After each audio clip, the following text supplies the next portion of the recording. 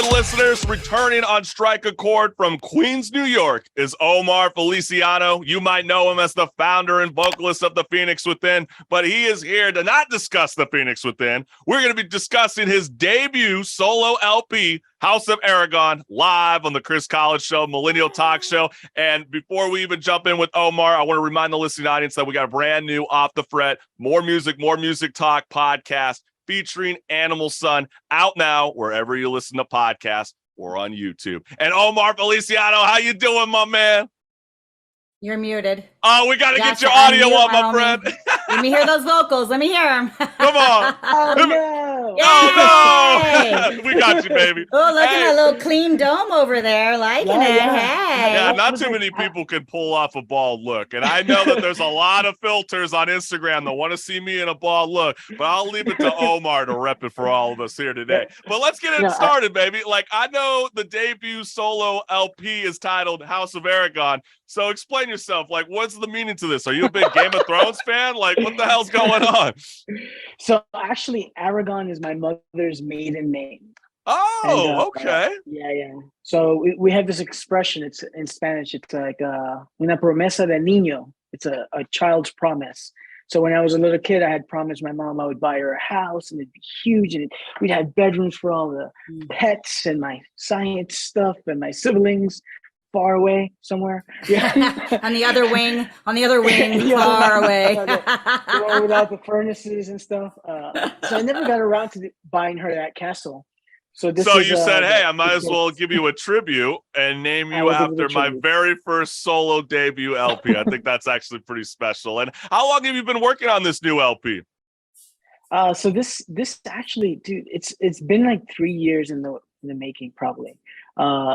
So it started with a few songs that Nick, Nick, the bassist from The Phoenix Within, when him and I were working together initially, we had some songs and, they were acoustic. And then when his other brothers joined the band, I just let him go. We just put him on the back burner and start writing new stuff.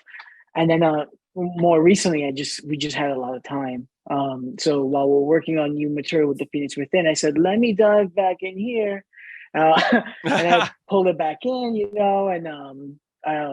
But at what point, Omar, did you know that it might be time to release a solo project?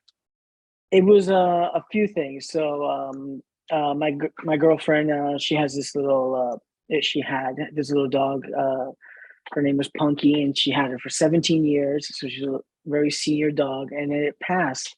And when something just turned on, and so I started writing. I had to write a song. I had this whole weird week of dreams. I was so totally demolished by that, So I started writing songs, and the first one that came out was a song called "Good Grief," and it's basically it's a song about pain and just getting through that. At the same time, I had another friend who had lost his father, and a song came out of that as well. It's just a lot of loss during that week. And the song was called Family Anchor, and they just talked, in his case, he lost his father, and he looked a lot like his father. So the lyrics just came out from there. And I definitely know we're gonna be playing Family Anchor at one point, but I know the track that we'll be playing first is Mama Calls. But I do want to emphasize that I know that you're talking a lot about grief right now, but the majority of the album's very intimate. I mean, you're talking about systematic racism. I mean, you're looking back on U.S. history. I mean, you're talking about the prison system, human rights, and etc. And we all know you as that kick-ass frontman and founder of The Phoenix Within. But how would you describe your music to fans who are about to hear your solo project for the first time? I tell them all the same thing: sit the fuck down. Sit the fuck down and be open-minded. That is hilarious. And I know Marissa was kind of talking to me behind the scenes. Why don't you ask that question, Marissa? Because I thought it was a good one. I think listen to your album, and I really enjoyed it. And I think it's because you write and sing for Phoenix Within so much. To me, it sounded so much more. It still sounded like the Phoenix Within. Like if you had plugged the Phoenix Within in, like the band members in, right? This could have been another Phoenix Within album, right? Yes. And I think one of the differences that I saw on it was the intimacy factor was much more you with your solo versus the Phoenix Within had more of a rock output. Yes. Is that what people, you know, listeners are gonna, was that your intention to have it be more intimate, more Omar and less about the band Phoenix Within? Or what was your intention with this solo album? I wanted it to be my take, my personal take on artistic aspect of being human. And that encompasses everything. That encompasses my culture, where I was born, where I was raised, where I came from, what I see. Songs like Mama Calls that, you know, they got triggered from watching a TED Talk on somebody talking about the prison system and me thinking back, shit, my sister went through this. I'm going to write about it. And it just snowballed. And then, and what did your sister go through? I'm going to write it. Well, in my case, in our family's case, my sister, you know, she went through a tough patch where she was going in and out with juvie, and then, you know, as an adult, she, you know, went to jail. And my own mother had to go through this whole thing where she had to call in to this third-party service where you're paying like I think at that time it was like $9 maybe a minute. A minute. Wow. I was in jail. It's a minute. Just to speak to somebody. And, you know, she's the youngest. She was the youngest child. And, you know, we're human. Everybody does whatever they do. Yeah. It's life, bro. It's life. But in principle, the system is there to re-educate you, to make you better and let you out, right? And you'll be a better member of society, yada, yada, yada, yada. And I think that's a great segue because actually the first song that we're about to play right now is called Mama Calls. And I want to give you a huge shout out again because I didn't recognize this immediately, but my artistic director, Jody Mahler, did. And he goes, oh my gosh, that instrumental track that Omar helped us out with the Chris Collins show for our live countdown video is actually Mama Calls. And who would have thought? And who would have thought? And I was like, holy shit, it really is. Yeah, so let's show the listening audience what's good. Let's play that track right now, Marissa. So when you're ready, let's showcase the music video, Mama Calls, live on the Chris Collins Show, Millennial Talk Show. Mama speaks to her child in the dark, 'cause she can't pay utilities with what they charge for a call. But she'd rather spend her life with no lights than another sleepless, restless night, wondering if her kid is safe. They make your license plates, they make your face mask, they make your sanitizer to keep your hands clean. They fight fires in the wild, they pick cotton in the fields, they make billions off of them while they remain caged. Mama speaks and I feel so alive. She lifts my spirits up, she fills me with hope and love. Yeah, when I get out, I promise you change. A brand new me outside this cell, a brand new me outside this hell. They make your license plates, they make your face mask, they make your sanitizer to keep your hands clean. They fight fires in the wild, they pick cotton in the fields, they make billions off of them while they remain caged.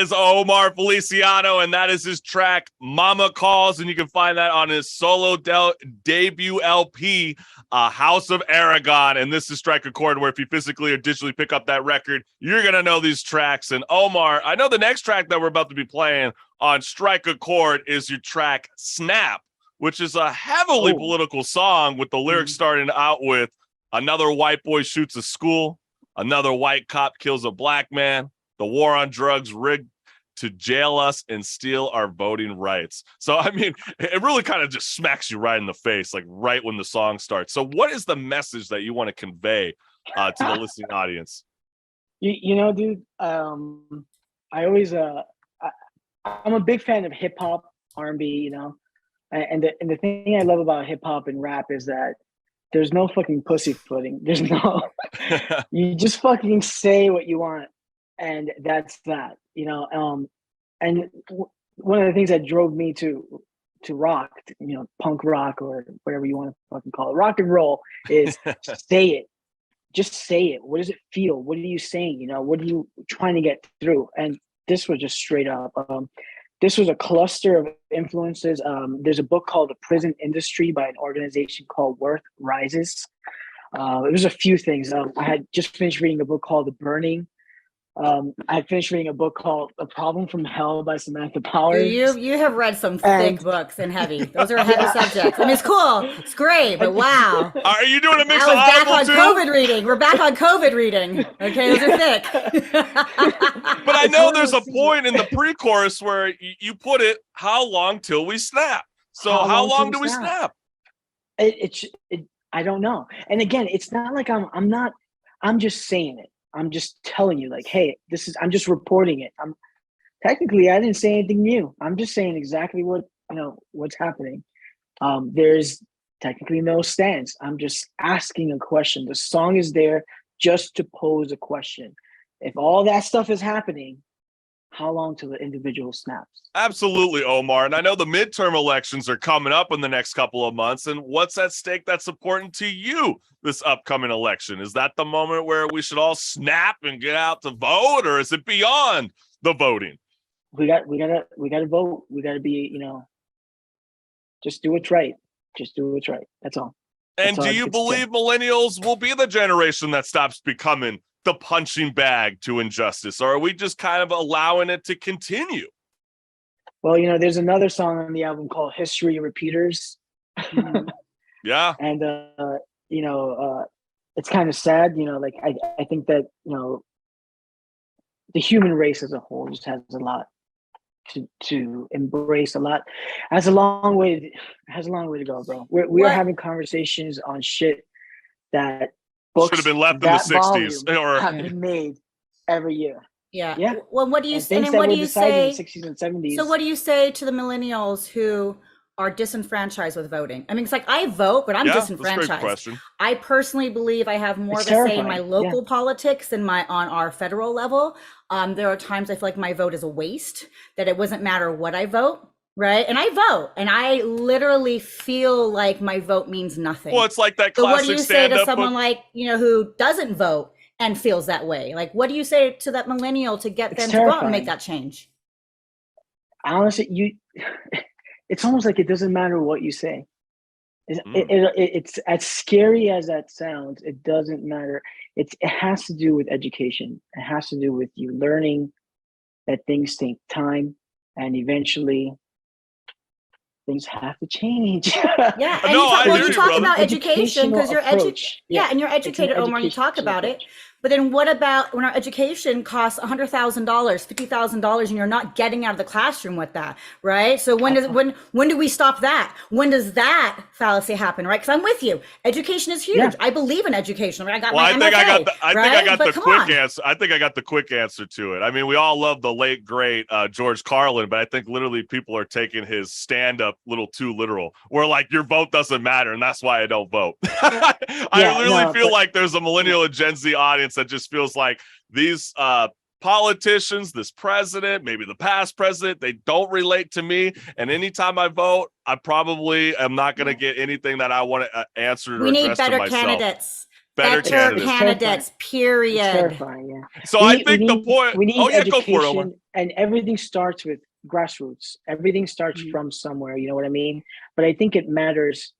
Like, dude, I've been playing these songs live. You know, I released this album just last week, Yeah. and I've been on the road, just going out there, playing 5 songs max, because I don't know what people can tolerate. I don't know how long it'll be till they're like, get the fuck off the stage. And I'm like, bring it, bitch. Well, that's a terrible feeling to have. But it's Keep because playing they're till they so kick you heavily, off. I love because it. they're heavy topics. And you know, I want to do some justice for you though, Omar, because you know, I want to be able to play this track in full. So you're about to hear a song that is off of the album House of Aragon. This track's called Snap, live on the Chris College Show, Millennial Talk Show. Another white boy shoots a school. Another white cop kills a black man. The war on drugs rigged to jail us and steal our voting rights. Your prison's a business. When racists and bigots transcribe your laws, that translates to state we the people are in us. But I'll stay real calm with this gun to my face. How do we snap? How do we snap? How do we snap?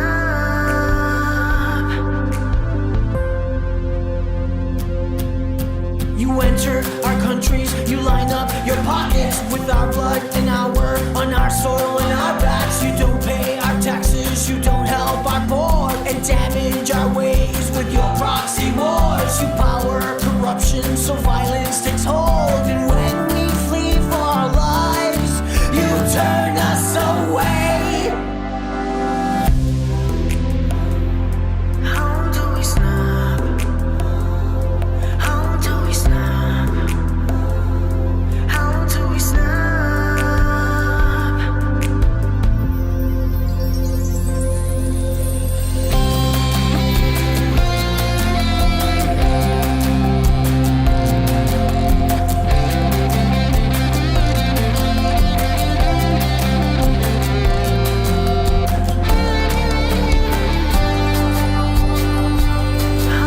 The trauma is real, it's heavy, I feel it. The trauma is real, it's heavy, I feel it. The trauma is real, it's heavy, I feel it. The trauma is real, it's heavy, I feel it. Yeah, that's what's good. That is Snap, and that is from Omar Feliciano. You can check that out on his brand new solo debut LP, House of Aragon. And I can't let you slide with that last comment you said before we played Snap, but what do you mean by saying you got a 5-song list and you feel fearful to even play these songs? What, because you feel like a young audience is going to get triggered by the music you're playing? Well, I just don't know how people will take it. It's just that straight up. Well, obviously you're only like a couple weeks out, but like from the first couple of shows, you feel like people are kind of turning their heads. I had resistance. I'll tell you this much. I'll put it like this. I literally had people tell me, "Don't play those songs. Don't say this, dude." Why? Because it doesn't fit their political agenda. I mean, I don't understand that. I mean, you are a musician. The punk rocker and the artist in me is like, go fuck yourself. Exactly. Yeah, I think they're tying I'm you. do exactly what I'm gonna do, and that's that. This is the form. This is the art. Because you know the song that we're about to play is Family Anchor, and you play that song, and you're like, "Hey, bro, that's pulling on my heartstrings a little bit too much." That one is fine, but songs like History Repeaters, right? Songs like Snap, you know, where in the first couple of phrases, I'm not using any figurative language. I'm not trying to paint it. It's just, this is the fact. This is the song. And as you know, I even try to color it, like the chords that I was playing it, giving it like that kind of like 70s hippie vibe at first, you know, where it's just like, you know, a little, and then it starts going to that punk thing, but like the message is still the message. I wasn't trying to wash it down. Do you think it's because people associate you with the Phoenix Within, and that's really not that? Phoenix Within doesn't have that hardcore of a message. You guys have messages, don't get me wrong, but not that much in your face. Do you think the pushback is because they see you as the Phoenix Within and are afraid that's going to hurt the Phoenix Within? For sure. That's definitely one of the factors for people that work within the team of the Phoenix Within, for sure. that they're just like, I don't want to be associated with this. That's you. And again, and that kind of helped me also hone in to say, I'm going to release a solo project. This is everything intimate. This is it. I'm putting it all out, and I'm going to put it. I'm only kind of giggling right now, Omar, because this kind of reminds me of like Rage Against the Machine coming back, doing their reunion tour, and you got all these like they just canceled some of those dates. Yeah, but they had like new conservatives coming out going, I can't believe they're so political. And it's like, they've always been political. What are you talking about? You're now just catching on. But we do want to leave it always. Right? Sometimes I'll hear people play riffs, and I'm like, do you know what they're singing about? Like, right. Did you even pay attention? Never. Don't get me started. I know, right? So, but hey, let's indulge the listening audience right now. I love this song. It really pulls at your heart. It's a beautiful track about someone who has lost somebody that you truly love. And let's let the music speak for itself. This is Omar Feliciano, and this is his track, Family Anchor, live on Strike a Chord. I know I swore I wouldn't cry, but tonight's the first time in a while. You know that birthdays can be hard. I make 2 drinks but pour one out. I say your name and without doubt I feel your love all around. From you I learned that friends were family, and your family, they mean everything. I've got your eyes, I've got your smile. So they say they see your face in mine. I gotta say that fills my whole heart with pride, 'cause you were better than I. You were so generous and kind, so quick to give your peace of mind. Our family anchor's sadly gone. Now I'd give anything to hug and tell you that I love you. I will miss you always. I've got your eyes, I've got your smile. So they say they see your face in mine. Say that fills my whole heart with pride, 'cause you were better than I.